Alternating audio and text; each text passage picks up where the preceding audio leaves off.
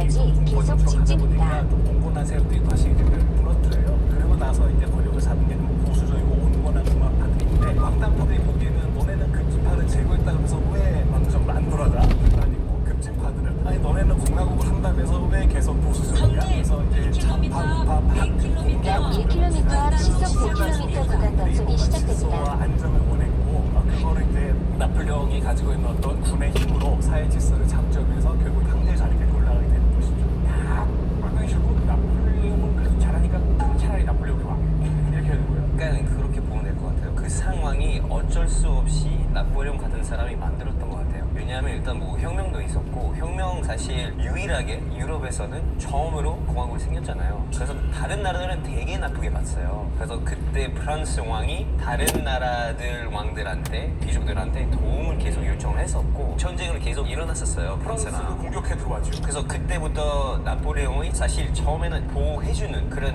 이미지였거든요. 시민을 보호해주는. 그렇죠. 나라를 보호해주는 그런 장군이었는데 그 후에는 약 500m 앞 시속 야만이 100km 너무 구간 많아서 단속이 처음부터 시작됩니다. 그런 야만이 있었어요. 네, 처음부터 있었었는데 그런 상황을 일단 먼저 보호해주고 상황을 만들었고 이제 그냥 계획을 세웠죠.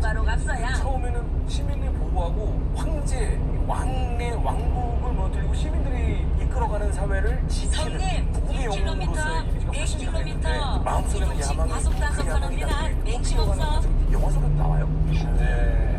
아 그래요? 그러니까 나폴레옹이 제위에 오를 때 왕이라는 칭호를 사용하지 않고 황제라는 칭호를 사용한 부분을 조금 저희는 좀 얘기를 해봐야 된다고 생각해요. 그러니까 왕이라는 그 호칭, 칭호는 뭔가 이게 구세대를 상징하는 그런 지위였고 반면에 이제 황제는 물론 이제 다른 국가에도 황제가 있었지만 로마 제국을 영상시키는 직위였거든요. 근데 이 로마의 황제라는 직위가 좀 특이한 게 뭔가 이렇게 군사적인 느낌이 강하고 군사 지도자로서 느낌이 강하고 원래 이제 임페라토르에서 온 칭호니까요. 그리고 공화제와 양립할 수 있는 그런 직위거든요. 그렇기 때문에 나폴레옹은 아까 이렇게 말씀하신 것처럼 자기의 욕망도 있었지만 동시에 공화국을 그래도 지키고 싶은 그런 마음, 이런 어떤 약간 양립할 수 없는 마음을 그래 추적할 수 약 있는 500m 앞 시속 100km 이동 시 과속 단속 구간입니다.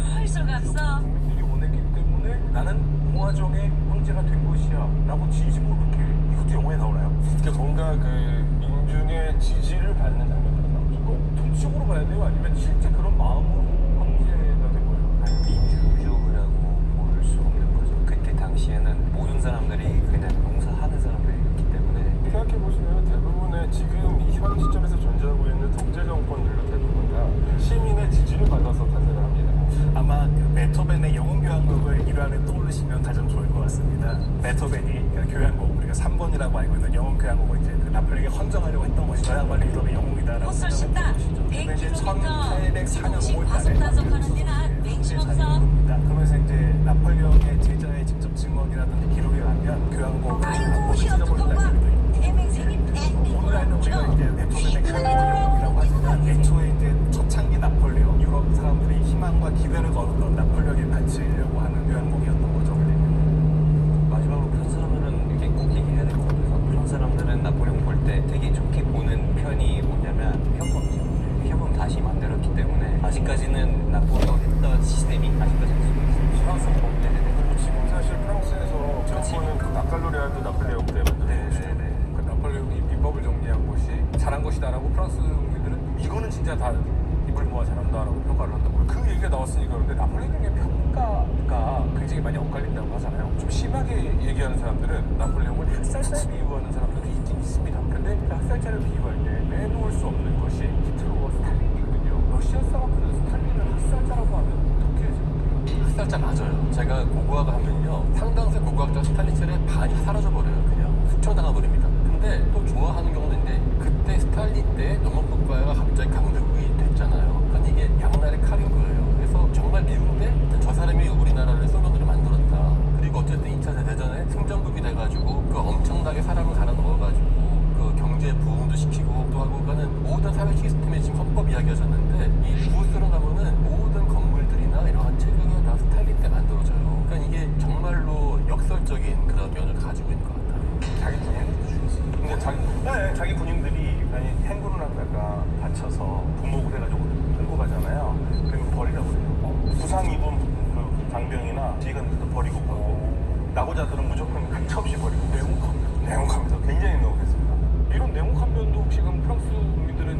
지금까지 나폴레옹의 대결을 통해서 알고 있어요. 저는 나폴레옹 싫어해서. 프랑스 국민 중에 실업하군요. 아마 로빈의 약간의 어떤 사회적인 정치적인 성향이 드러나는 것 같은데.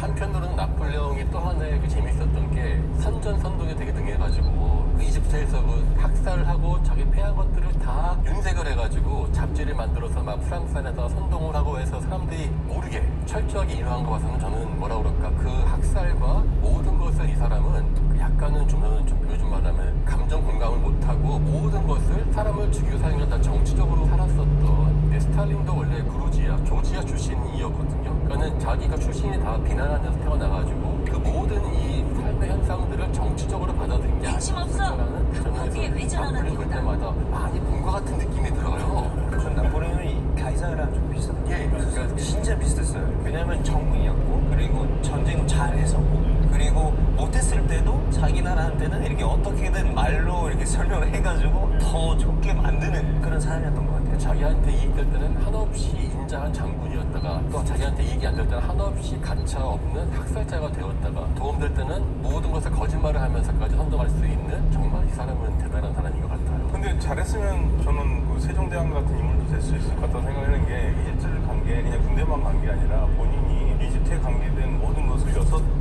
카테고리로 나눠가지고 책을 다 읽었거든요. 그러니까 이 역사도 많이 알고 있었고 그러니까 그냥 싸움만 잘하는 사람은 아니었어요. 그래서 그런 부분 희한한 부분들이 있고 그다음에 이집트 가서 물론 강 교수님 말씀하신 것처럼 사람들을 잘 다루기 위해서 그런 것도 있었겠지만 제일 먼저 갔었을 때도 미리 군인들 보내가지고 우리가 이슬람을 망하게 하러 왔다고 말하는 사람들인데 절대 우리는 그렇지 않다는 것도 다 얘기를 하고 그냥 부드럽게 갔거든요. 그리고 가면서 튀르키 장군 옷도 입고 다니고 옷을 입고 다니니까 이제 옆에 자기 장군들이 좀 이상하게 생각하니까 다시 무슬림 옷으로 갈아입고 무슬림식으로 다니면서 굉장히 그 사람들한테도 잘 대했고 그때까지는 괜찮았어요. 전복을 한 것은 요즘 말로 하면 인스타 감성인데 근데 이제 완전히 그 지역을 자기가 장악하는 순간 그때부터는 중요하지 않아 보니까 가차없이 한 게 아닌가. 그래 뭐 이제 여러 가지 이런 것들은 사실은 생각에 따라 다를 수 있어요. 약 2km 앞에서 추가 휴게소입니다. 나폴레옹이 이것은 역사의 뭐 평가가 바라보는 시각에 따라 다를 수 있으니까 나폴레옹은 굉장히 유명한 것 중에 하나가 여자한테 공짜로 씁니다. 그건 뭐다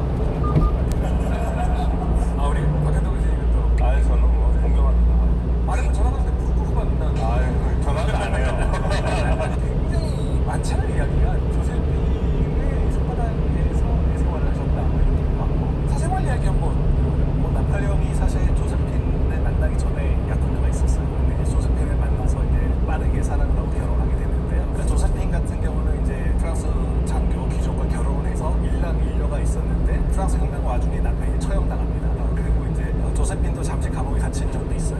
그런데 이제 감옥에서 나온 다음에 상당히 뭐 미모가 좀 있었고 그다음에 이제 프랑스가 혁명 이전에 약간 살롱 문화 같은 게 이제 귀족들 사이에 여러 가지 이렇게 친교 사교 모임 같은 것도 많았기 때문에 그러니까 조세핀이 약간 그런 사교수들이 좀 있었던 것 같아요. 근데 이제 1795년 말쯤에 나폴레옹을 만나고 되고 1796년에 이제 결혼을 합니다. 나폴레옹이 조세핀에게 거의 하루에 막 몇 통씩 보냈어요. 그래서 지금 남아있는 나폴레옹의 편지가 대략 이제 연구자들이 한 7만 5천 통 정도라고 추산을 하는데 근데 이제 그게 다 조세핀에게 쓴 건 아니고요. 그 가운데 하여간 상당수가 왜냐면 그러니까 조세핀은 한 사람에게 간 거기 때문에 그게 책으로도 많이 나왔어요. 10몇 권씩 책으로 출간이 됐습니다. 근데 이제 각국의 어떤 자기 부하들이라든지 각국의 어떤 외교 약 500m 앞에서 추가 휴게소입니다. 알뜰 주유소가 있습니다. 다음 휴게소는 30km 앞 오창 휴게소입니다. 이제 출세하고 성공하고 하는 데 있어서 말과 글을 잘 활용한 그러면서 이제 자신의 부동들을 널리 막 선전하기도 하고 그렇게 해서 이제 그 자리까지 올라가게 됐습니다. 그때 당시는 초상화가 많이 남아있어요. 남아 있습니다. 얼마나 예뻤길래 이미 아이가 둘인데 이때 당시에 나폴레옹은 그래도 좀 성공을 향해 갈 만한 상황이었고 이렇게까지 빠졌고 초상화를 보면 수련은 아니.